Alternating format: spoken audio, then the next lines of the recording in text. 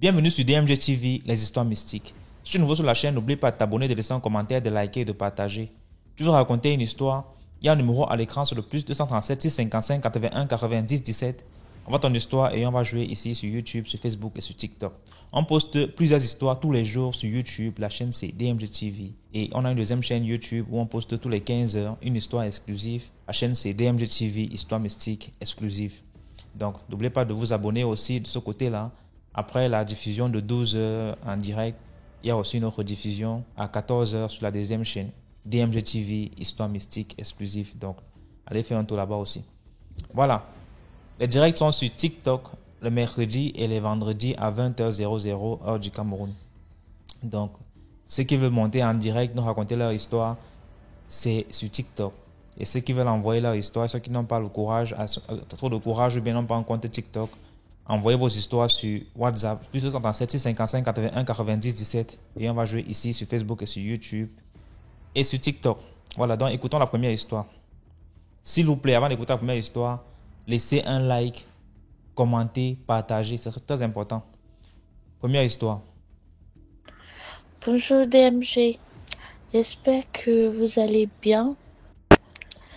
Bonjour tout le monde, bonjour la plateforme de DMG, tous les auditeurs de DMG. Likez, abonnez-vous pour pouvoir permettre à tout le monde d'être édifié et d'entendre toutes ces histoires qu'on nous rencontre, qui nous permettent de nous diriger souvent dans certaines situations de la vie et tout. Je ne vais pas tarder, c'est difficile de raconter des histoires avec DMG. Donc, j'arrive même pas à monter sur votre plateforme et tout ça, c'est compliqué. Je vais vous raconter l'histoire d'une amie à moi qui est une amie a vécu en 2011. J'étais tout le temps avec cette amie. Il y avait un moment où je ne le voyais plus. Il y a un moment où j'arrive, je le voyais plus et tout. Je l'appelais, son portable ne passait pas. Pourtant, on était toujours carrément tous les jours ensemble. Hein. Mais un jour, je l'appelle, son numéro ne passait pas. Parce qu'à un moment, d'abord, à un moment, il commençait à se plaindre. D'abord, il dit qu'il ne se sentait pas bien. Il a dit qu'il avait un palu, mais ça persistait. On a fait un mois dans ça. Il fait les traitements et tout. Il dit que ça n'allait pas et tout. Mais il continuait. Il a fait un peu à l'hôpital. Puis il a commencé par faire des médicaments à l'indigénat et tout. Pour se traiter. Donc, un jour, j'ai essayé de l'appeler un matin. Je n'arrivais pas à le joindre. D'abord, ça sonnait, il ne décrochait pas. Le lendemain, même chose. On a fait comme ça carrément sur 3 semaines, non. J'arrivais pas à le joindre du tout. Et puis, 3 semaines sans ça, donc j'ai fini par laisser tomber. Je crois qu'on a fait un mois et demi. Et un matin, il m'appelle. J'étais étonnée, je décroche, je lui dis, mais il y a quoi? Qu'est-ce qui s'est passé? Tu as quoi? Et puis, j'arrive pas à te joindre et tout. Il m'appelait bon, je vais pas dire mon nom.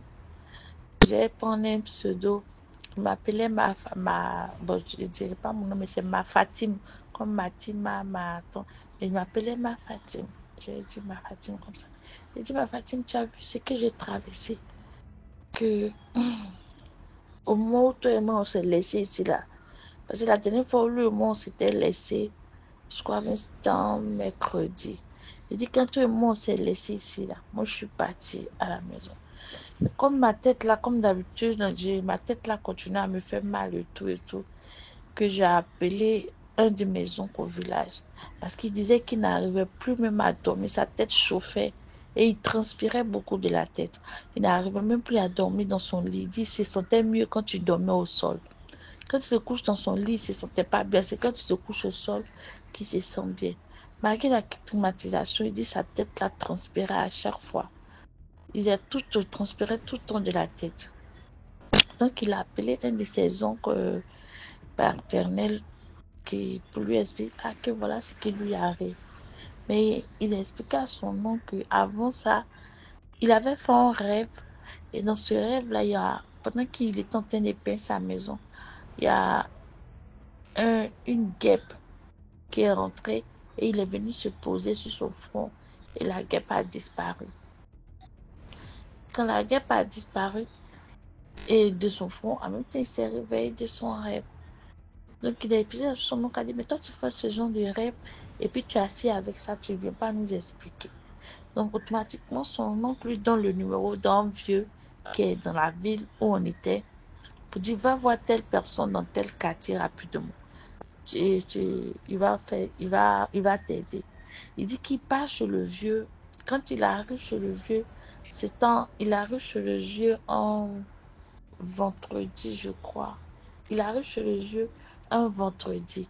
Maintenant, quand il arrive le vendredi, le vieux là lui dit, oh, à la rentrée de la maison, il arrive, ça, et puis le vieux lui dit, que tu n'as pas besoin de m'expliquer quelque chose, que je vois déjà ce qui est en train de t'arriver. Que je te vois venir, mais c'est pas toi je vois, mais c'est juste plutôt une chèvre que je vois venir. Il dit, oh, que apparemment ils avaient déjà transformé en chèvre dans la sorcellerie. On l'avait déjà transformé en chèvre et ils attendaient simplement le dimanche qui allait suivre là. Ils allaient l'achever et tout pour le tuer. C'est le dimanche qui allait suivre qu'il allait l'achever. Ils avaient déjà, c'était le vendredi. Donc le monsieur, le vieux maintenant lui dit, ah, que tout ce qu'il peut faire, il va aller voir des personnes et tout ça. Excusez-moi si l'histoire est un peu longue, mais je veux rentrer un peu dans les détails. Il va aller voir des personnes qui vont pouvoir l'aider. En réalité, le vieux est parti voir la présidente. C'est dans chaque communauté, ils disent que dans chaque quartier, à sa présidente des sorciers, au fait. Donc la présidente, tu ne peux pas quitter chez toi dans une ville quelconque et puis venir dans la ville d'autrui, venir faire quelque chose de mal à cette personne-là sans que la présidente de ce quartier-là ne sache que tu es en train de faire. C'est seulement par cette présidente-là qu'on passe pour pouvoir faire le mal. Donc lui, il part voir le président du quartier, de lui son quartier, qui est la présidente de lui son quartier, qui allait maintenant voir le président du quartier de mon ami dans la sorcellerie. C'est-à-dire, ils sont partis chez la vieille et puis lui, la vieille leur dit de l'attendre devant la porte. Lui, il est assis dans la cour, ils attendent. Et puis la vieille dit à ses petits-enfants qu'elle va se reposer. Donc elle rentre dans la chambre, elle faut aller dormir. Mais elle va maintenant en sorcellerie, va croiser le président des sorciers du quartier de mon ami en question en sorcellerie pour aller le voir, pour lui dire ce qui s'est passé. Là, lui va expliquer pour dire effectivement qu'il se rappelle très bien de la personne qui est venue faire ce truc-là. Apparemment, c'est la tante de mon ami en question. Sa tante qui est au village. Ça dit là, sa tante qui est au village là. Tu vois, chaque fête de Ramadan, chaque période de Ramadan, il avait son papa qui avait l'habitude d'envoyer de la nourriture au village. Genre des vivres pour le Ramadan, pour les habitants de maintenant. Étant donné que son papa est parti au stade maintenant, donc lui, comme il est un peu posé financièrement, il a commencé à s'en sortir mieux. Il a dit, ah, comme le papa le faisait, moi je vais le faire aussi. Donc c'est comme ça qu'il a acheté du sucre, lait, tous ces trucs-là qu'il a fait envoyer au village. Mais quand il l'a envoyé au village, la tante en question l'a appelé ce jour-là. Elle a appelé pour lui dire, ah mon fils, quel est-tu que tu as envoyé aussi là? Moi je n'ai pas eu aussi. Hein. Donc lui étonné, puisqu'il n'a pas envoyé pour partager, il a juste envoyé le lot et puis la distribution devait se faire entre eux là-bas. Donc lui, il ne prenait pas ça au second degré. Il a juste dit, ah d'accord, ma tante, pour toi, viens, pour toi, viens. En disant comme ça. C'est souvent dans le langage, on aime bien dire, ah pour toi, viens. Mais en réalité, c'est pour juste dire, bon, c'est débarrasser des gens et tout. Donc lui, il lui dit ça. Et comme il n'a pas envoyé pour la dame en question, c'est ça qu'elle a trouvé comme prétexte. Parce qu'apparemment, tu ne peux pas venir faire du mal chez eux en sorcellerie. Tu ne peux pas faire du mal à une personne sans avoir de prétexte et tout. Donc c'est ce prétexte qu'elle a pris pour venir soumettre au chef de village, au chef du quartier du quartier de mon ami en question, pour pouvoir avoir accès à lui. Et c'est elle maintenant qui est en train de faire ça. Donc on lui demande, et quand la vieille est revenue en elle pour venir leur expliquer tout ça, voilà ce que le chef de village m'a dit. Et voilà. Le vieux, maintenant, ils ont négocié, ils disent que pour pouvoir faire, il doit décaisser un certain montant. Et c'est ce montant-là, en sorcellerie, ils vont se départager pour donner et à la vieille du village la vieille qui s'est déplacée pour aller voir le, le, le, le chef du quartier de mon ami. Et au chef du quartier de mon ami et à la tante en question pour la dédommager. C'est ça qui va c'est ça qui va faire qu'ils vont le relâcher et tout. Et c'est comme ça qu'il est dit, en transpirant comme ça, il dit, ma Fatim, tu peux pas comprendre. Que si tu n'as jamais, il est parti automatiquement à la banque. Il dit, le rang de la banque même lui semblait même une éternité et tout, qui ne finissait pas. Il allait faire le retrait rapidement, qu'il a pris l'argent et puis il est parti remettre au vieux le même jour. Le vendredi, il allait remettre l'argent au vieux. Ils ont fait ce qu'il a fait, c'est là le vieux allait prendre des feuilles et tout ça. Il a mis dans la marmite. Il allait prendre des feuilles, il a mis dans la marmite. Et qu'il a commencé à le laver avec. Que c'est ça qui a fait que depuis là, il était encore chez lui. Il n'a même pas voulu rentrer chez lui à la maison. Il dit il avait peur, il est resté chez le vieux, chez lui à la maison. Pourtant, ils sont dans la même ville. C'est juste qu'ils ne sont pas dans le même quartier. Abidjan est grand, tu vois. Donc, les quartiers d'Abidjan, ce sont énormes. Donc, il avait tellement peur de repartir chez lui à la maison. Il est resté chez le vieux là-bas pour faire le traitement. C'est pour ça qu'il s'en foutait même de son téléphone, même pour dire mettre en charge. Je vais faire quoi que ce soit. Que tout ce qu'il voulait, c'était de guérir. Donc, ils ont commencé à faire le traitement et ça allait. Le reste maintenant, le reste après, quand il a commencé à aller mieux, ils ont donné le reste de la marmite. Il est venu avec lui à la maison. C'est pour ça qu'il est venu. Donc, je ne sais pas quelle est la moralité de. Je ne sais pas si on ne doit pas être gentil encore ou bien si en ayant gentil, c'est que chacun tirera sa moralité dans cette histoire. Parce que l'Afrique, on doit se rappeler que l'Afrique est un continent à majoritairement mystique. Prenez soin de vous et de votre famille. Merci beaucoup DMG. Merci pour ce que tu fais et bonne journée à vous, bonne soirée. À dépend de l'heure à laquelle vous recevez mon message. Merci beaucoup pour l'histoire. Maintenant, on va écouter la deuxième histoire. Bonjour DMGTV, bonjour à la famille DMGTV. Plus de bénédictions sur nous tous, la famille. Partageons, likons et puis commentons. La famille, je viens ici vous raconter une histoire qui se passe en fait au Nigeria. Alors, c'est un soir, il y avait au niveau d'un carrefour, dans un quartier, le barrage de police et il y avait aussi les area boys avec eux. Les area boys, la famille, ce sont généralement des groupes de vigilantes. Déjà, les Nigérians en ont déjà beaucoup à cause des crimes rituels et tous les autres crimes horribles qui se passent là-bas. Donc, ce sont les gens d'un quartier, les chefs de quartier et tout ça qui payent des gars.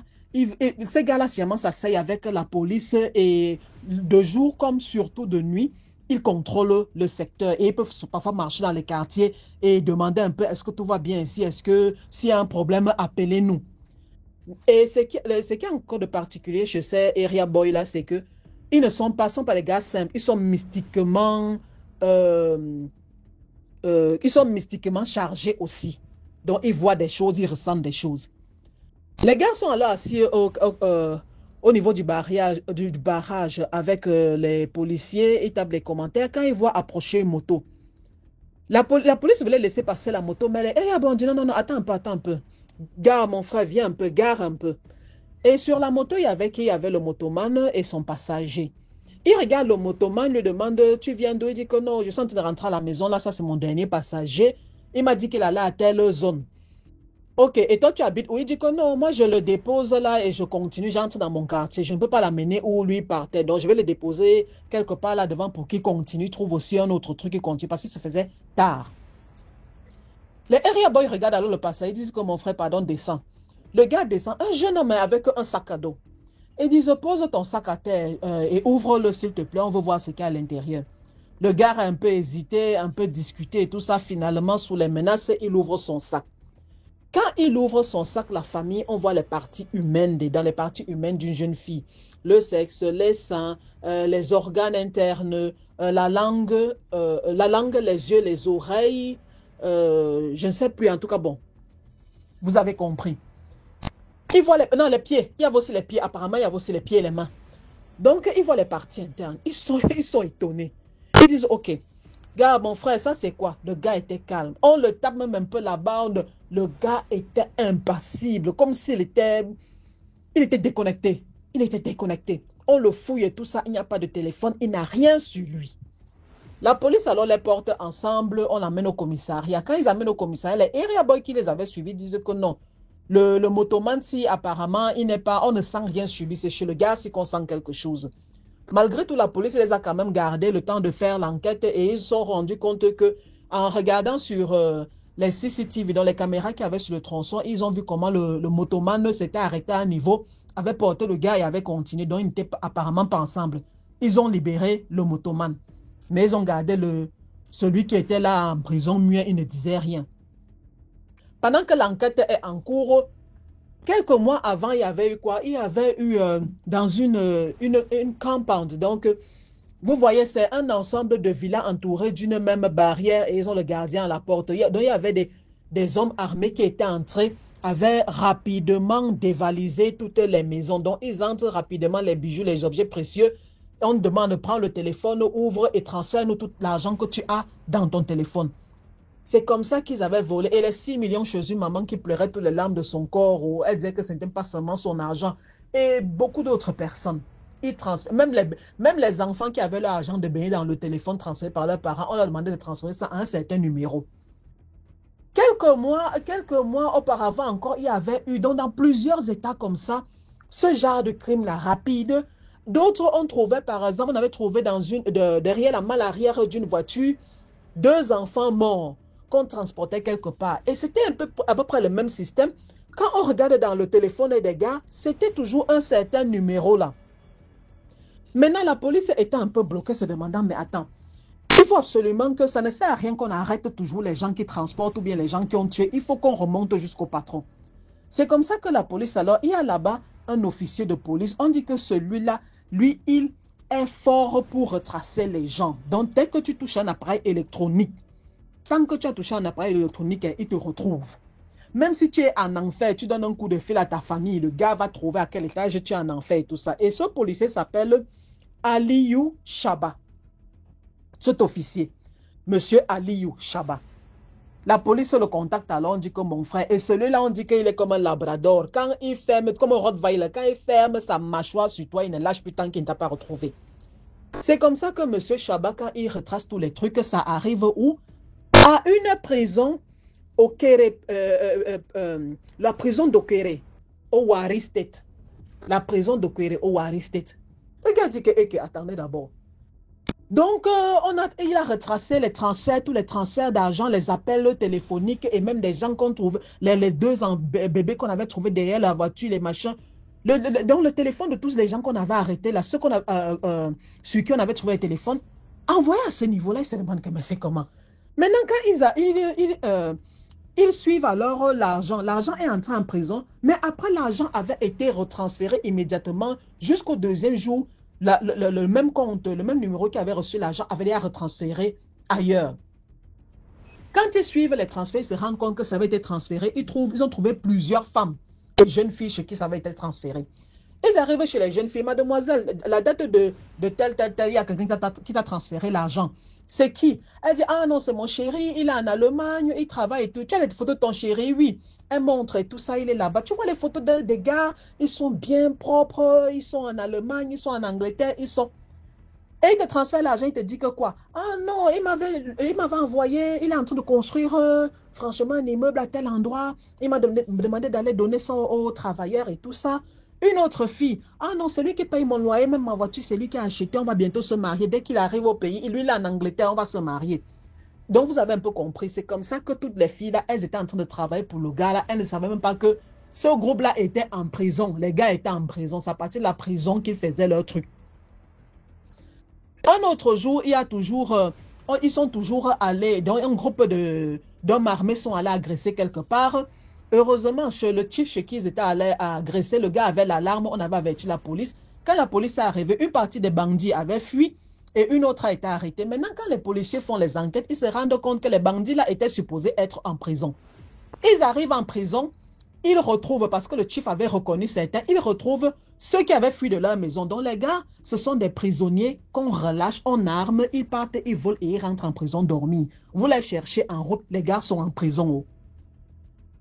Les gars se demandent, les policiers se demandent, mais attends, l'affaire, c'est pas, là c'était la police de l'interne.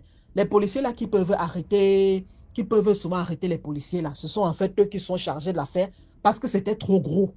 C'était trop gros, c'était étrange. Pendant qu'ils font l'enquête, qu'est-ce qu'ils découvrent? Ils découvrent que les gars là sont en prison. Ils ont des complices haut placés. Ils ont même des gens, dont les gens qui commandent et les enfants et les parties humaines et tout ça haut placés. Quand ils ont un truc à faire, on les fait sortir de la prison même pour 3 jours. Hein. On les arme et tout ça. Ils partent kidnapper ceux qu'ils vont tuer. Ils partent et puis ils vont livrer les parties. Ils partent aussi voler. Et ce sont tous les gens comme ça. Imagine un peu un directeur d'une compagnie. Il sait que son ami a l'argent chez lui. Il signale les gens là partent voler. On lui envoie sa part. C'est en fait ça. C'est en fait ce qui se passe. Et ceux qui dans le même groupe, il a besoin de tel truc pour son sacrifice. Il appelle seulement, à partir de la prison, on libère, on envoie. Voilà alors que la police alors arrive alors finalement en prison. Ils partent avec les jeunes filles parce qu'ils avaient arrêté les filles. Parce que là, ils ne sont pas sûrs. Est-ce que vous êtes seulement trop bête ou bien vous êtes seulement complice, un étranger te drague sur Internet et puis t'envoie l'argent comme ça. Tu ne réfléchis pas, ma fille.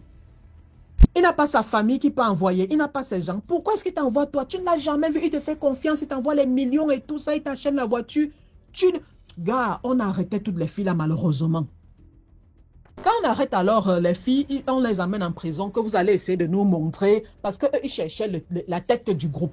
Quand ils arrivent, les gars se rendent compte que les gardiens de prison sont un peu nerveux. Donc, parce qu'eux, ils savaient déjà que c'est sûr que dans la prison, il y a les complices, jusqu'au directeur, ils savaient qu'il y a les complices. Les gars là ne sortent pas faire les 3 jours, ils partent en discothèque et tout ça. Ils vont voler, ils vont s'amuser, ils vont dormir dans l'hôtel. Ils ne commandent que des restaurants chics ici en prison sans être protégés par ceux qui dirigent la prison. Quand ils arrivent alors en prison avec les filles, ils demandent à voir les prisonniers. Les filles reconnaissent certains prisonniers parce que parfois, ils avaient même fait l'appel vidéo. Les gars sont bien habillés, la famille. Les gars sont bien habillés. Leur chambre en prison, je vous assure, écran plat et tout. Les gars sont bien là-bas. Donc, quand ils te montrent, il montre la vidéo de son truc beau canapé, tu te demandes que, mais tu ne peux même pas croire que le gars est en prison, je vous assure. Les policiers viennent alors, la fille dit, ah ça c'est elle, ah ça c'est elle. Une fois, il filmait, il était avec ses amis, regardait le foot Manchester, je ne sais pas quoi. Ça c'est elle, ça c'est elle.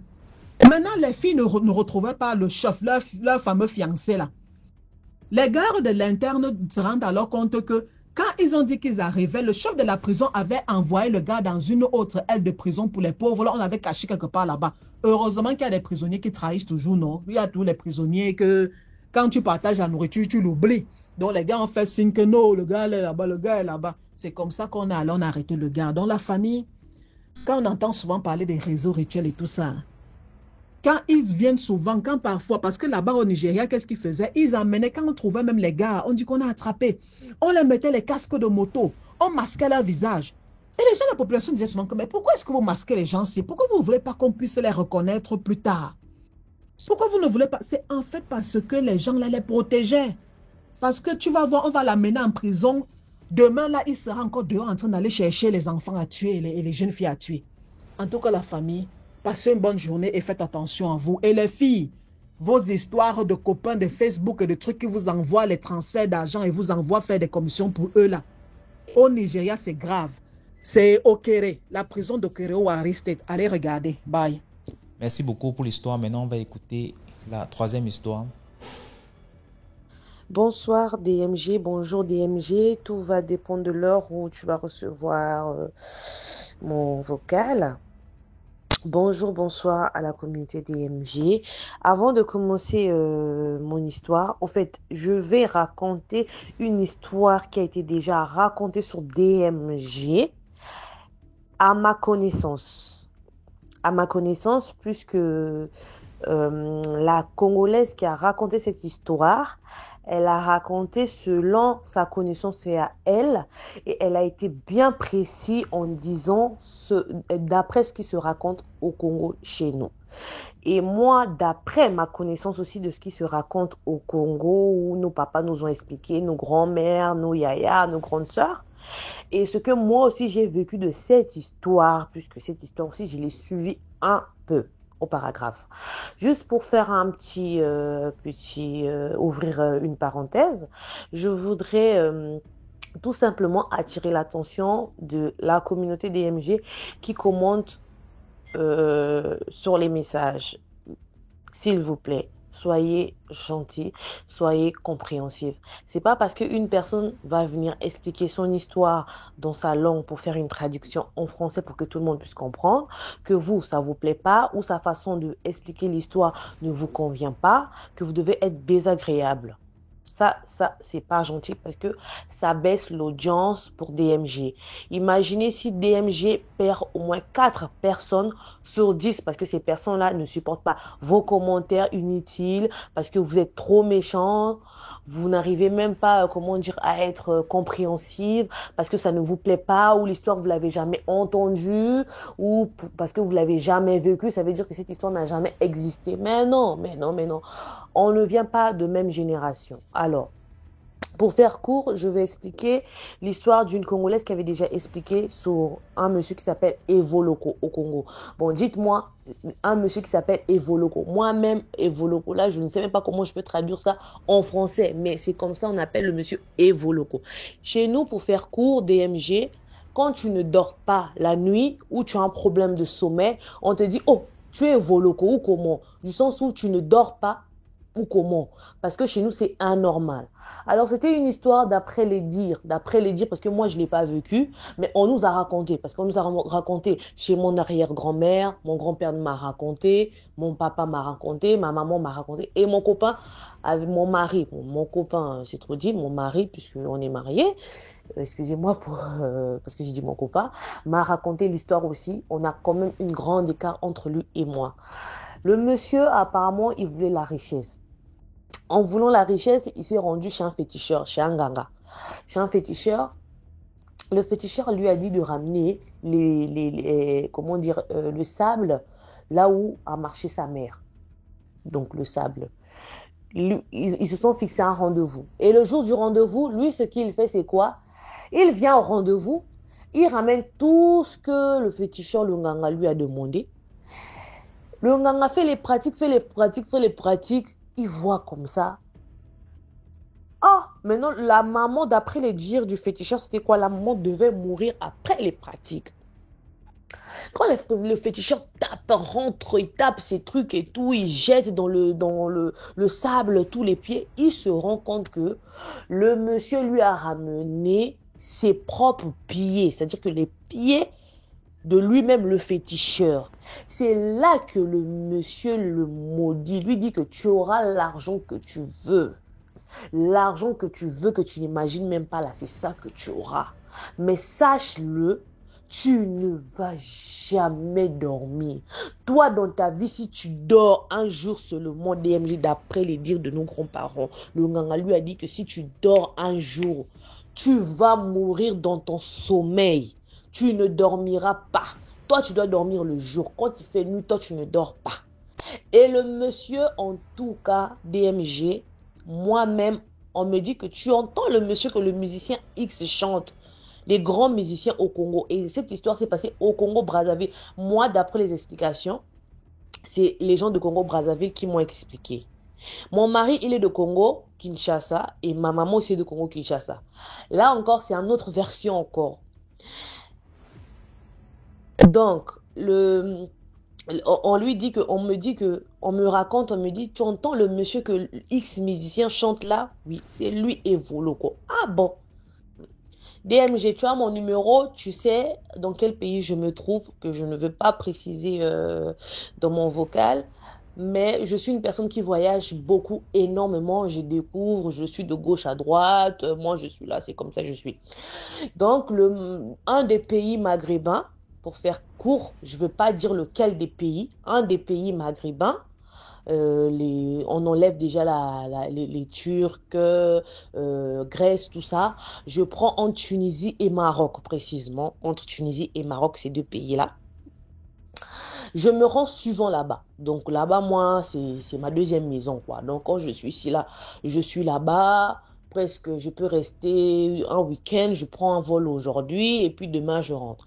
En arrivant là-bas, on me présente aux gens, on me dit que, oh, tu vois le petit là, ça c'était en 2013, hein, DMG.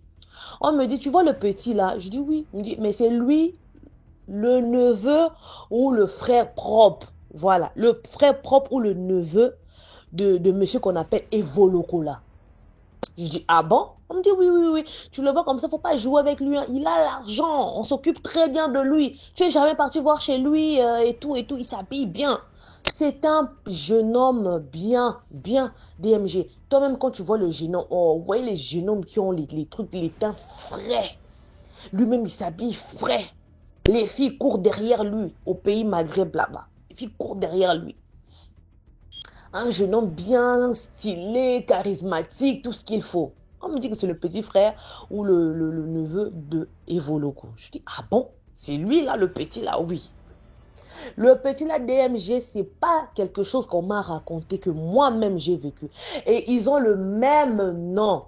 Le même nom que Evoloko lui-même. Nous tous, on connaît le nom d'Evoloko que les musiciens chantent là, mais que je ne peux pas dire sur DMG parce qu'on ne peut pas rentrer dans les détails, donner les noms précis et tout du type. Voilà, donc je préfère me taire là-dessus. Ils ont le même nom de famille DMG. Le petit là, c'est pas quelque chose qu'on m'a raconté. Le petit là venait chez moi quand j'étais au Maghreb là-bas manger, je cuisinais pour lui. Et quand je cuisinais pour lui, il me disait, ah, Yaya, Mungwate, hein, genre, ne mets pas le sel dans la nourriture. Lui, sa nourriture, il n'y avait pas le sel DMG. Quand tu cuisines pour lui, tu ne dois pas mettre le sel, tu ne dois pas mettre le cube dedans, tu ne dois pas prendre, il ne buvait pas le coca. S'il prenait le coca, c'était coca zéro, genre coca sans sucre.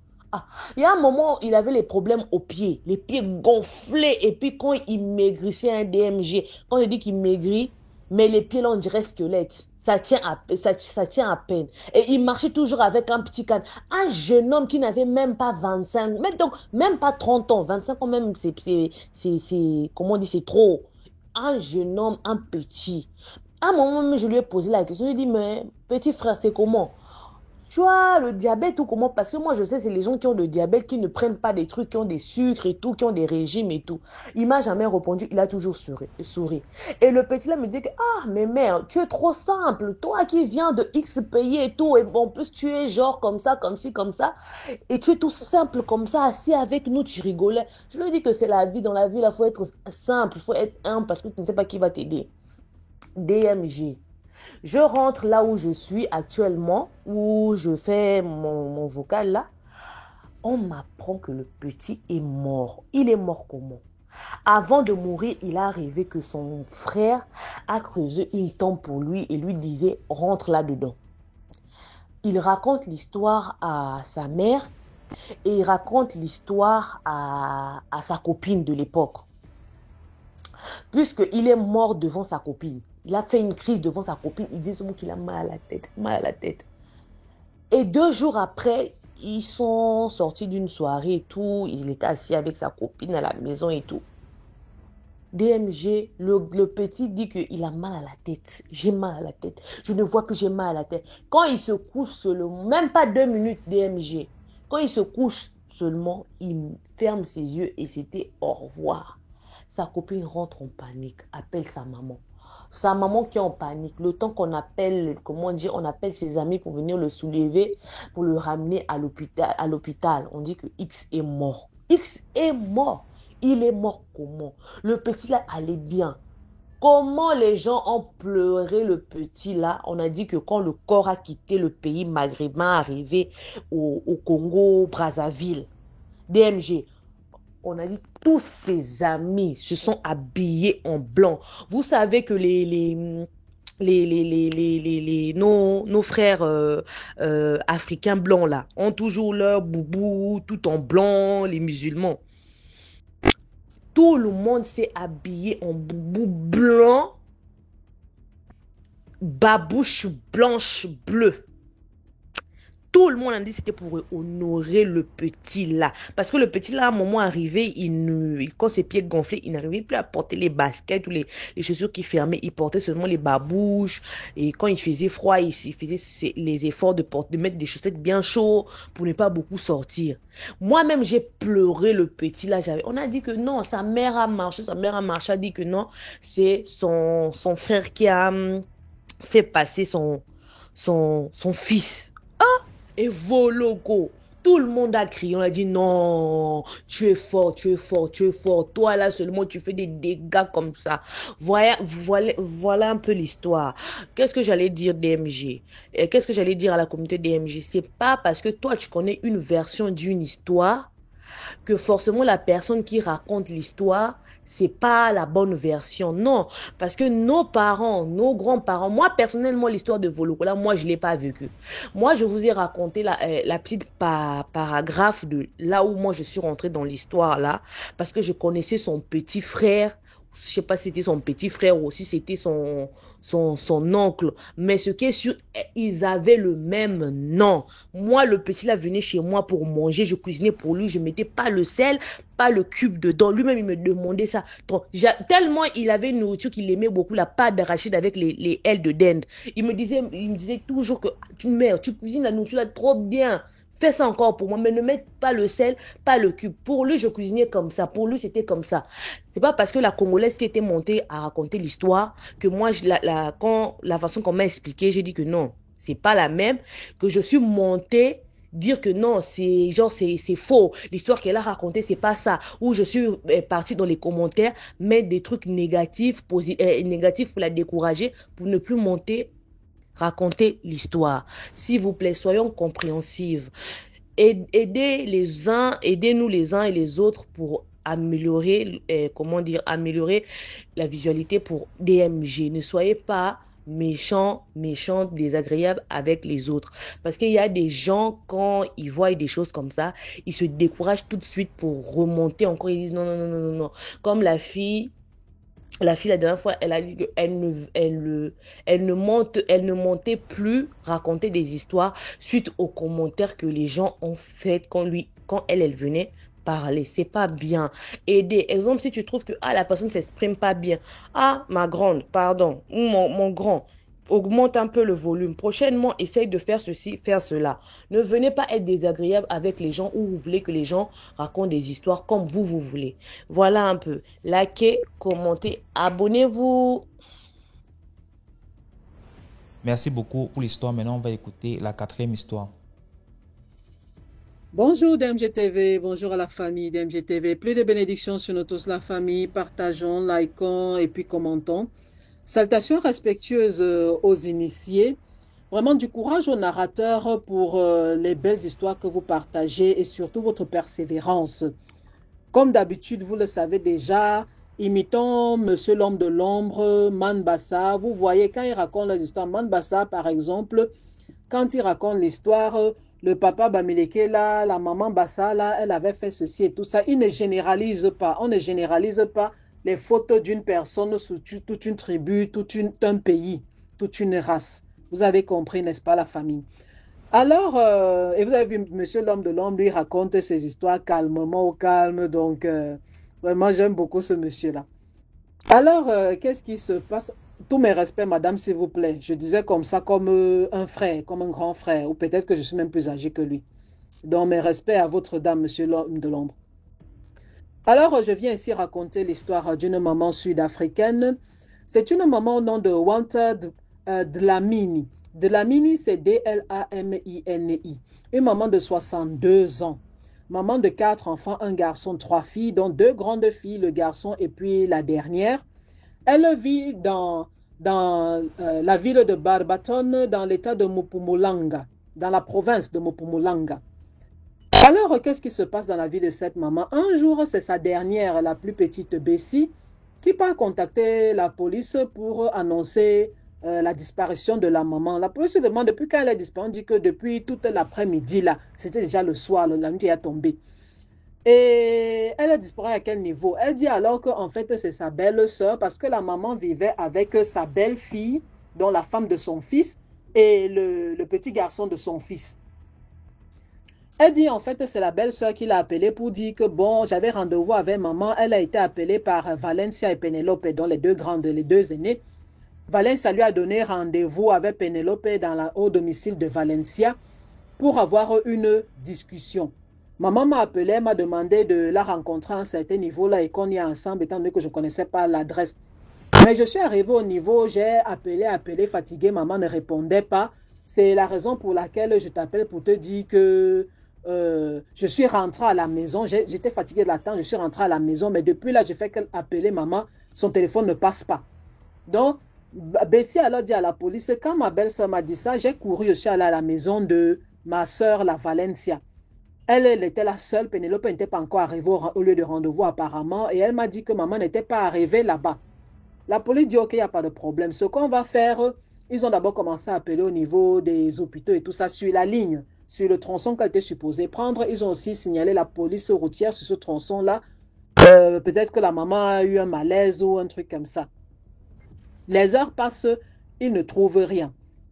Alors, quelques jours plus tard, malheureusement, des passants font une découverte macabre sur un terrain qui était utilisé comme un abattoir, en fait, dont les gens allaient tuer les animaux là-bas et vendaient les parties.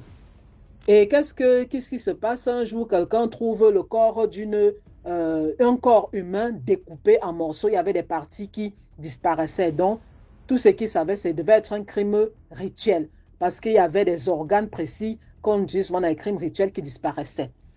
Voilà que la famille est vraiment affligée, tout le quartier en fait, parce que maman de 62 ans, elle avait vu naître presque la moitié du quartier. Le quartier est en pleurs. Mais la fille Bessie n'est pas calme. Elle part par derrière dire à la police que non, il y a quelque chose qui ne va pas avec tout ceci. Ce n'est pas, elle ne peut pas avoir été enlevée parce qu'elle a pris le taxi peut-être pour aller à son rendez-vous. C'est ce qui courait qu'on l'a enlevé, les ritualistes l'ont tué, ont pris les organes. Elle dit que non, ce n'est pas. La police lui demande, mais pourquoi tu es aussi sûre que ça? Qu'est-ce qui te fait penser à ça? Elle dit à la police qu'en fait, sa maman l'avait appelée quelques mois plus tôt pour signaler elle croit que ses deux filles, Pénélope et Valencia, avaient essayé de l'empoisonner. La police dit comment ça? Elle dit que non, parce que maman a dit que Pénélope et Valencia lui avaient apporté la nourriture et la boisson. Quand elle a mangé, elle s'est sentie très mal. Mais la belle-sœur qui était au boulot était rentrée plus tôt ce jour-là parce qu'elle aussi, elle se sentait mal, elle était rentrée plus tôt. Et maman a remarqué que quand elle est entrée dans la maison, les deux autres se sont elles étaient gênées. C'est comme si quelque chose n'allait pas. Elles étaient rapidement reparties. Elles étaient parties, elles avaient laissé la maison, elles étaient parties. Et maman dit que toute la nuit là, elle était tombée malade. Donc, she was purging. Donc, elle coulait de partout. Je n'ai pas vu de prononcer le mot. Donc, elle était aux toilettes, ça sortait de partout. Et elle vomissait et ça sortait de partout. Et la maman, sachant bien ce qu'il fallait lécher, nos mamans africaines, elle savait ce qu'il fallait lécher et tout ça, ça s'est arrêté. Et puis après, elle a pris les vitamines, les trucs pour se remettre. Mais elle a soupçonné directement ses deux filles. Et dans cette famille-là, bon, elle ne s'entendait pas trop avec ses deux grandes filles. Elle s'entendait super bien avec son fils et la dernière Bessie, qui était comme ça à la police.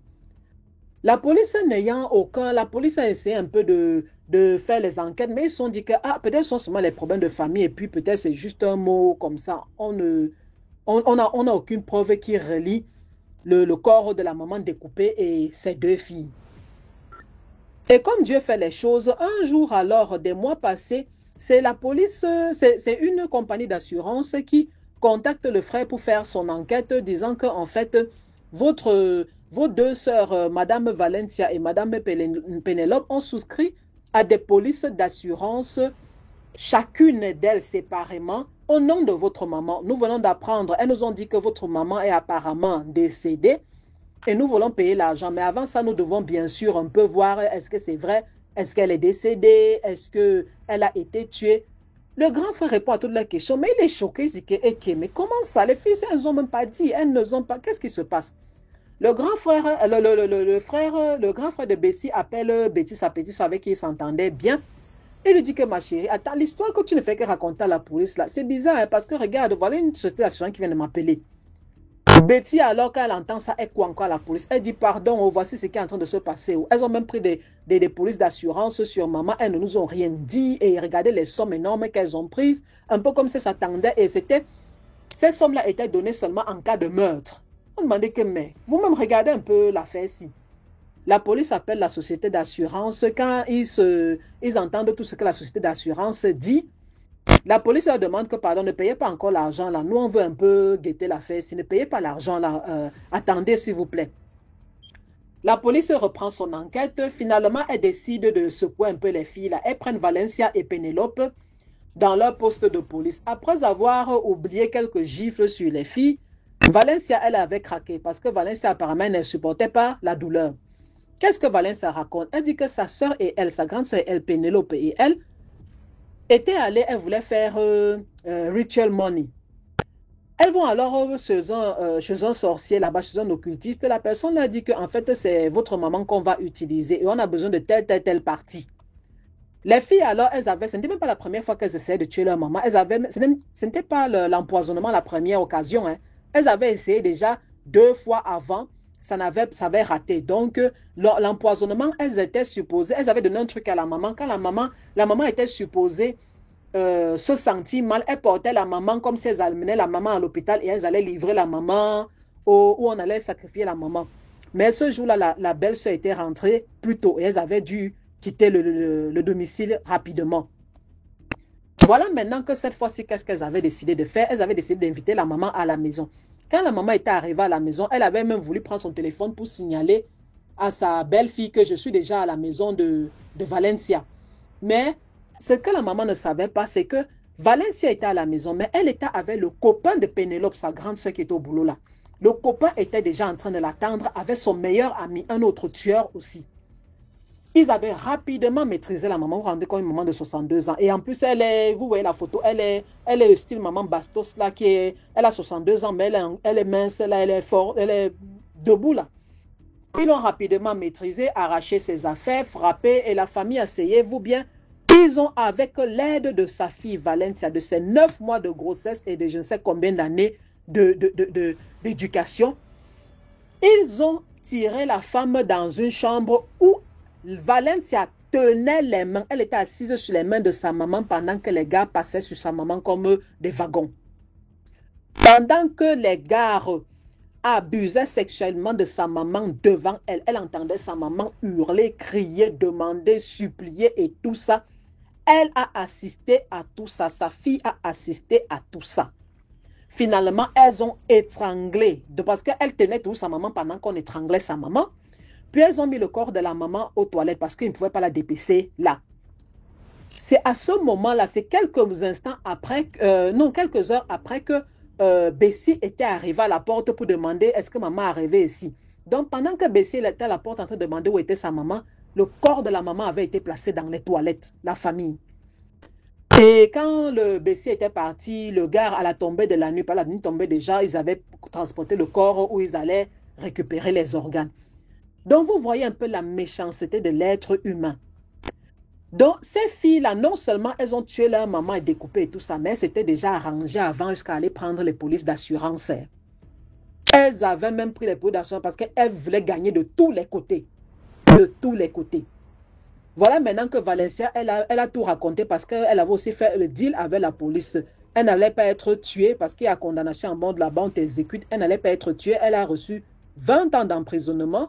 Pendant que sa soeur Pénélope signe, elle dit que jamais elle n'était pas au courant. Mais Valencia dit que c'était elle la tête. C'est pour cela qu'elle était au téléphone et on voit bien qu'elle parlait constamment avec Valencia. Est-ce que vous avez fait ceci? Est-ce que vous avez fait cela? Est-ce que les gars là sont déjà arrivés? Elle était la tête de l'affaire. Et elle est là, elle dit qu'elle n'a rien fait. Et apparemment, elle sera condamnée. C'est elle qui va prendre la condamnation à mort. Alors la famille, qu'est-ce qu'on peut encore dire? Je me souviens d'une partie, je crois que c'est dans l'Ancien Testament où il est dit que un jour, les femmes qui ont accouché vont envier les femmes stériles. Ha. Passez une bonne journée. Bye. Merci beaucoup pour l'histoire. Maintenant, on va écouter la 5e histoire. Bonjour DMG, j'espère que tu vas bien. Alors, appelle-moi tout simplement le virus. Voilà, c'est un sobriquet que mes amis m'ont donné. Donc, bon, je ne vais pas décliner mon identité, évidemment. Alors, c'est la première fois pour moi de relater une histoire ici. Donc, je suis quand même très content. Je suis très content parce que je te suis depuis, je crois, plus de 2 ans. Et il n'y a pas ce jour où j'écoute pas tes histoires. Même si des fois je suis pris, je fais quand même l'effort d'écouter une ou deux histoires pour m'édifier. Parce que ce que tu fais, c'est très important. Le monde spirituel, même si certains n'y croient pas, c'est un fait, c'est quelque chose qui existe. Et il faut être informé au jour le jour pour se prémunir de certains dangers de la vie. C'est très important.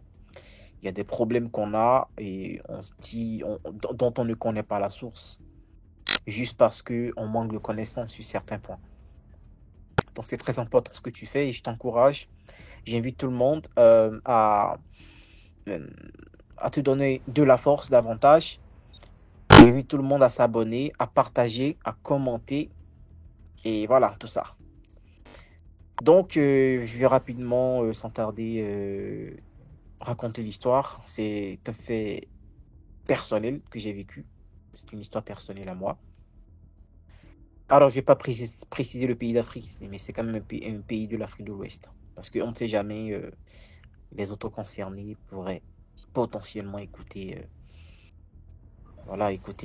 l'histoire et je ne vais pas laisser d'indices. Donc, voilà. Donc, en fait, c'était il y a 5 ans. 5 ans, oui, c'était il y a 5 ans.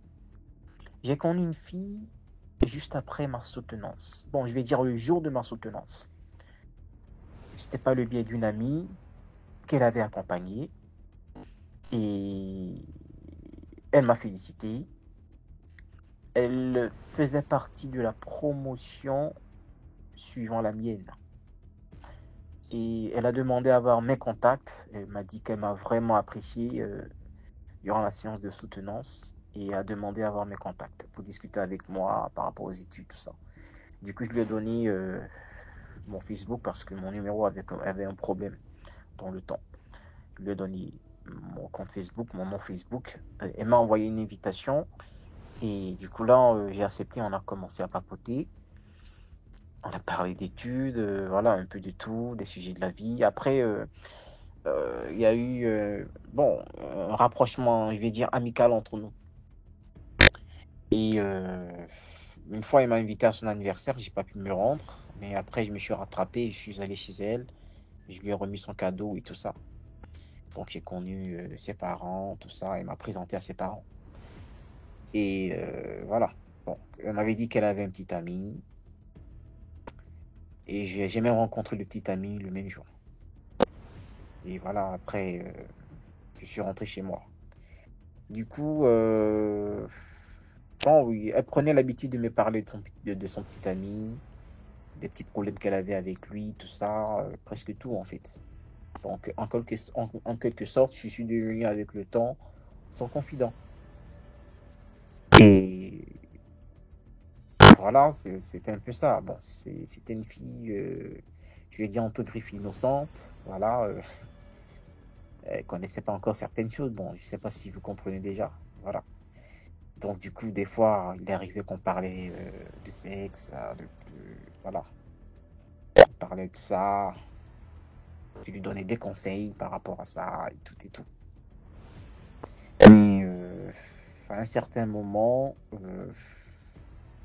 elle commençait à se plaindre. Elle me disait que voilà, son petit ami se méfie de moi, qu'il a peur, voilà, que j'ai d'autres intentions derrière. Mais je dis, bon, moi, je suis pas comme ça, hein. Et bon, c'est pas, à un certain moment, elle a commencé à prendre ses distances et tout. Bon. Mais après, quand même, voilà, ça a repris entre nous. Et on a commencé à discuter comme auparavant. Donc, un beau jour, on a parlé de certaines pratiques sexuelles. Je ne sais pas si je dois donner le nom ici. Bon, en tout cas, on a parlé d'une pratique sexuelle en particulier. Et elle me disait que non, qu'elle n'avait jamais encore fait ça, que son petit ami ne lui avait jamais encore fait ça. Et bon, je lui dis, ah bon, c'est bien, bon, il faut essayer après quand même, hein. Bon, c'est pas mal, hein. Et soudainement, le lendemain, elle m'écrit, elle me dit, waouh, que c'est très bizarre, son petit ami est venu chez elle, et ce dont on a parlé hier, il a fait, alors qu'il n'avait jamais fait avec elle. Et j'ai trouvé ça très bizarre. On a parlé de ça juste hier. Comment ça se fait? Mais ton petit ami, il était à côté quand tu écrivais avec moi. Il me dit non, non, son petit ami, il est à des kilomètres voilà, de chez elle, donc il n'y a pas de risque en fait. Et je me dis, tu lui as laissé ton téléphone? Elle m'a dit non, non. Elle m'a dit que les messages, elle les avait supprimés après et tout. Il n'y avait pas de risque qu'elle voit ces trucs. Bon, je me dis d'accord, mais c'est quand même une belle coïncidence. Et bon, c'était bizarre pour moi en fait. J'avais des doutes. Donc, du coup, dans la même semaine, j'ai fait un cauchemar. Dans ce cauchemar, j'étais en train de cheminer avec une fille, bon, dont je ne voyais pas le visage, mais il semblait qu'on s'entendait très bien, on discutait. Du coup, soudainement, la fille s'est transformée en chien, en chienne. Et du coup, elle m'a mordu. J'ai crié dans le rêve, et je l'ai mordu à son tour. Et j'étais en train de me plaindre de douleur. Quand soudainement, je me suis retrouvé dans un autre plan, toujours dans le même rêve, mais je me suis retrouvé ailleurs. Je me suis retrouvé chez une dame céleste, pour ceux qui connaissent la religion céleste, voilà. Donc, je me suis retrouvé chez elle, et il y avait un monsieur à côté qui me pansait la plaie. Et elle me dit, mais qu'est-ce que tu fais, mon fils, qu'est-ce que tu fais? Euh, tu, tu, tu es trop découvert, tu ne pries pas. Et effectivement, je ne priais pas, j'avais pas, je suis chrétien, mais je suis pas fervent. Et j'ai pas l'habitude de prier j'avais pas l'habitude de prier quand je dors. Elle me dit, mais pourquoi est-ce que tu ne pries pas? Tu es actuellement faible. Et les ennemis peuvent avoir assez à toi s'ils décident de t'attaquer. Et elle me dit que actuellement, il y a quelqu'un qui allait remettre mon nom quelque part pour qu'on me fasse du mal. Et je dis, mais c'est pas possible. Enfin, juste après ça, le rêve s'est arrêté. Et bon, au début, j'avais pas trop pris ça au sérieux.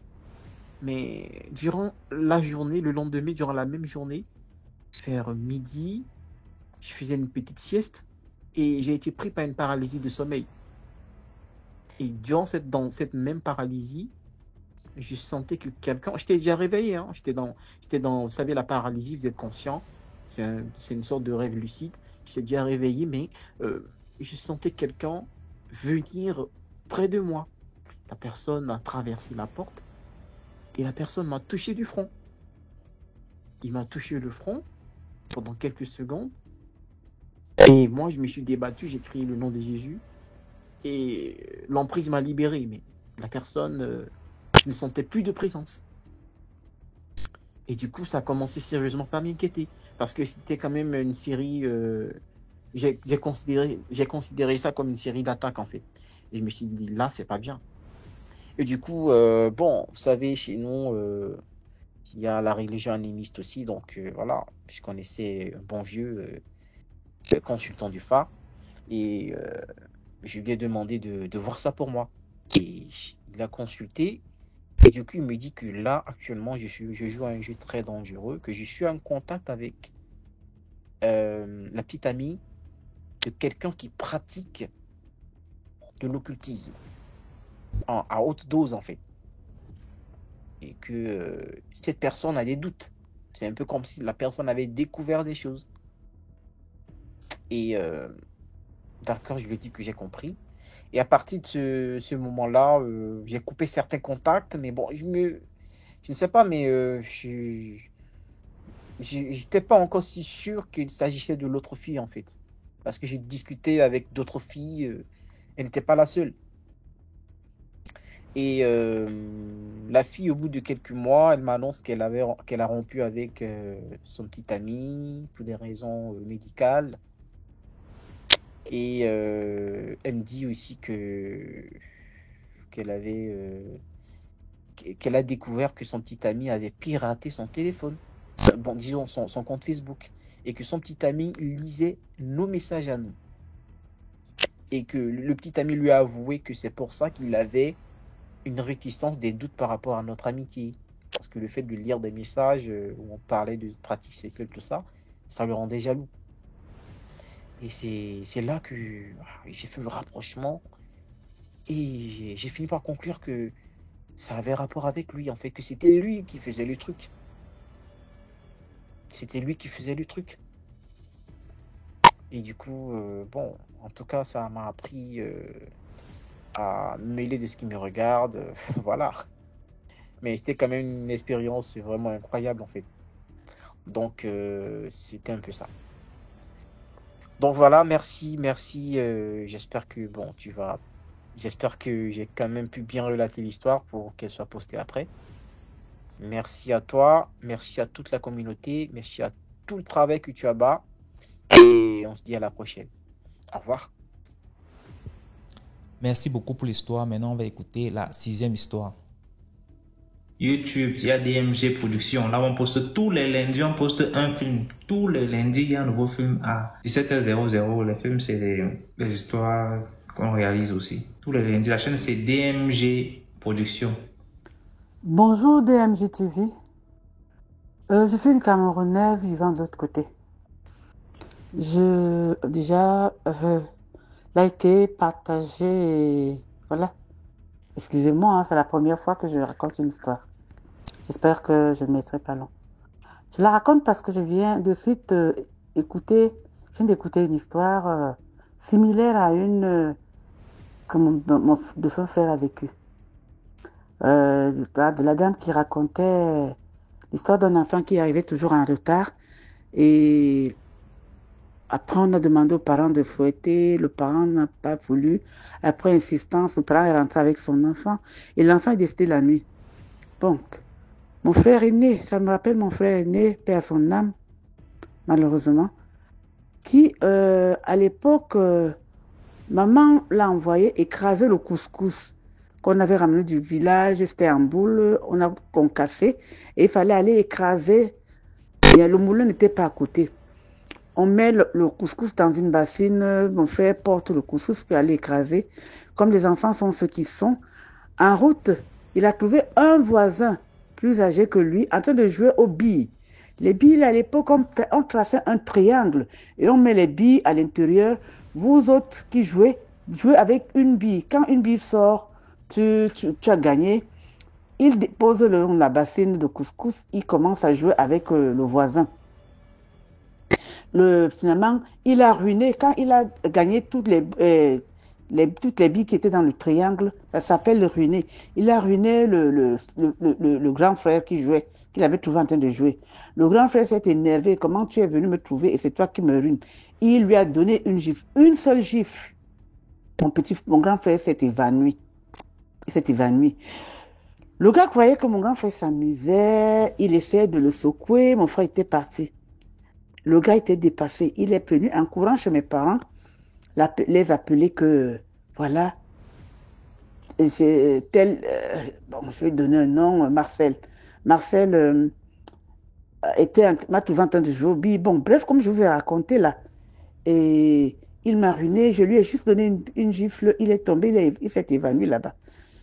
Mon oncle, paix à son âme aussi, mon oncle s'est décédé, est venu, ils l'ont porté, ils l'ont amené à l'hôpital central, où mon frère est resté pendant un bon bout. Mais il n'y avait pas eu de suite, les médecins, ils ont fait des examens, ils ne voyaient rien. C'est là qu'une dame du quartier a dit, on l'a ramené, ça n'allait pas. Une dame du quartier a dit à maman qu'elle connaissait quelqu'un dans un village de chez eux qui soignait ce genre de maladie. On l'a amené là-bas. Il est resté longtemps aussi. On l'a soigné. Quand on le ramène, on dit qu'on fait une marmite de nourriture pour manger ensemble et pour le soigner. Et pour dire bonjour à ces gens, comme il est resté longtemps là-bas pour se faire soigner. Alors, les mamans du quartier qui savaient qu'il y avait ce problème ont su que mon frère est revenu. Elles sont trêve, elles venaient dire bonjour à mon frère, lui souhaiter une bonne arrivée. Il y a une maman qui entre, quand la maman arrive, le monsieur qui a soigné mon frère dit, la personne le monsieur qui voulait tuer Marcel, son épouse vient d'entrer. Et cette dame, malheureusement, était ma tante, la tante à ma maman. Tout le monde a regardé, la tante qui venait d'entrer. On était surpris. Et son mari était le chef du quartier, de notre quartier. On a su que c'était elle, que c'était son époux. Le monsieur, il a soigné, il est fini, il est parti. Quand il est rentré, mon frère, il n'allait pas à l'école, il était au cours moyen 2 à l'époque.